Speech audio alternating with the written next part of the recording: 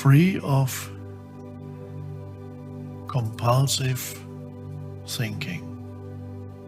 And then you are free to use thinking as a beautiful tool for creating, but you're no longer creating from an egoic neediness. You're creating as an expression of consciousness that creates through you. Whatever it is that you create depends on who you are on the form level as a person. You may have certain abilities or certain things you have learned, and how or what you create depends on that. But that which inspires the creation is the consciousness that then moves through you into a particular channel. And then creativity comes in. Whether you're an artist or even a scientist needs that, or the science is based on rational thinking and analysis. The greatest breakthrough in science came to people, and there are many stories about that. They came to people who suddenly went blank, not really blank, but spacious. Einstein had many moments of spaciousness. And then things suddenly come that could not be arrived at through thinking. Thinking was necessary too, but it didn't. The real breakthrough comes as a revelation, even in science. So, and it transforms your relationships to other humans. And that's a beautiful thing, even if that's all, if you're not creative in any other area except in all your relationships, to relate with that feeling of benevolence towards others, no matter whether it's your intimate relationships or relationships that happen for a few minutes during the day, all these are important. And so when you're no longer judging a human being, then you can sense a flow of goodwill towards a human. But it presupposes that you are not judging yourself either. So first you have come into your own spaciousness, and then you discover the spaciousness in the other, even if they don't know it yet. When your gaze, in a wider sense, gaze, not just the visual gaze, but directing your attention to somebody, and going deeper than the surface appearance of that person, which is first of all the physical form of that person. Now, for many people, that's the first thing they notice and the last thing they notice. They only relate to another as a physical form, which they either are not interested in, or they want it. I want you. And then beyond the physical form, there's the psychological form of that person, the kind of personality that this person has. So that's the next thing. So level 1 is the physical thing when you meet somebody.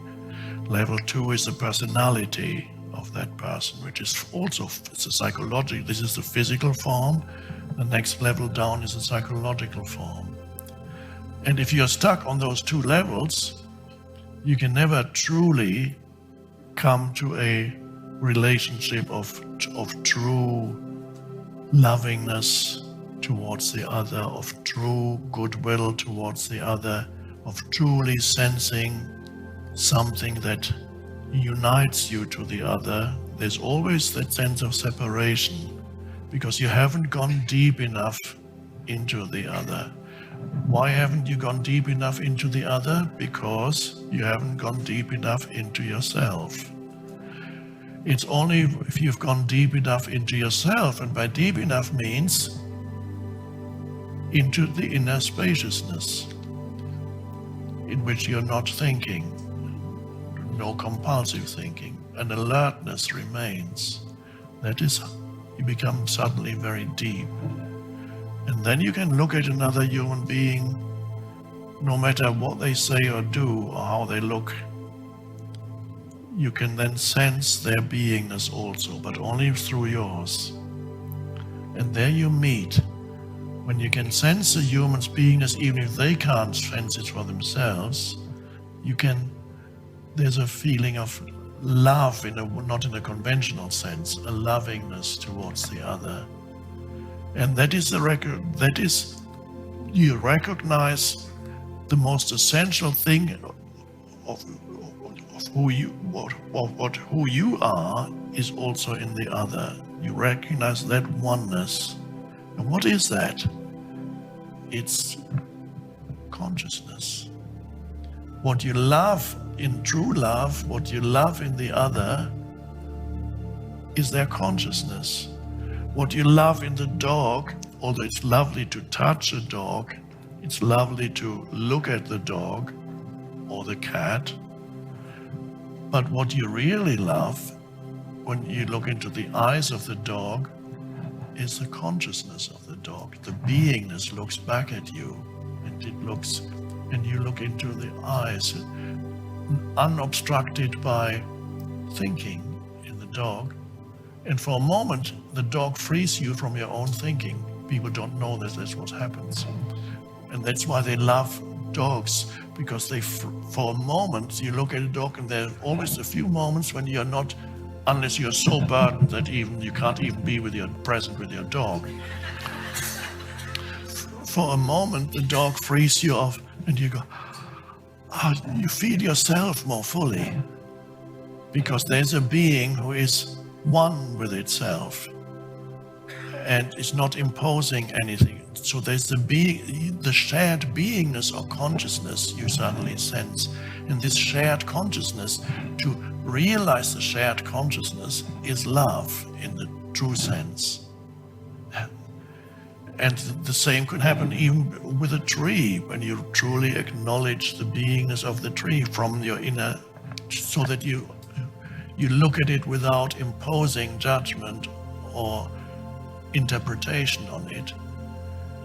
It does not mean that you can never say anything about the tree.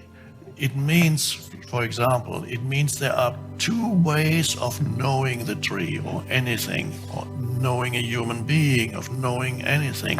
There are two ways of knowing, even yourself. One is through thinking and concepts. So I can know you by knowing many things about you and your past and what happened to you and your background, and so all these things I know about you. But there is a more fundamental and more essential way of knowing. I can know you as consciousness rather than as the form that you are. I can know the tree by looking at it, giving it my fullest attention, and just be the awareness for the sense perception. And I'm looking at that tree and I can suddenly sense its aliveness, its stillness, its beingness. I can sense that. Sensing that means I'm connecting with it, and connecting means the connection has always been there, but now you notice it, you connect with the tree, and you love it.